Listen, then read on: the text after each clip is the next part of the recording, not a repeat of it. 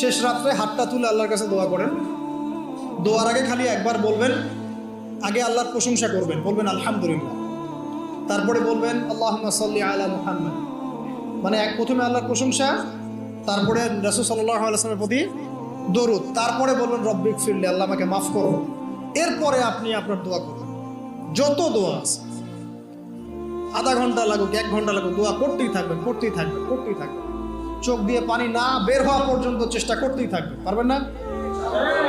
মানে আল্লাহর কাছে কবুল করাই নিবই এরকম একটা ভাব। আর এই যে সবচেয়ে বড় ওসিলা, একদিন বলে দিয়েছিলাম, আল্লাহর কাছে সবচেয়ে বড় ওসিলা দিয়ে দোয়া করবেন। অনেক ওসিলা আছে, যেমন আপনি দোয়া করতে পারেন, আল্লাহ আমি যে এতক্ষণ এই যে আমি 8-10 রাকাত নামাজ পড়লাম, আল্লাহ এই ওসিলায় তুমি আমাকে এটা দান করো। আল্লাহ আমি এই যে কোরআন তেলাওয়াত করেছি, খতম করলাম, এই ওসিলা আল্লাহ তুমি আমাকে এটা দান করো।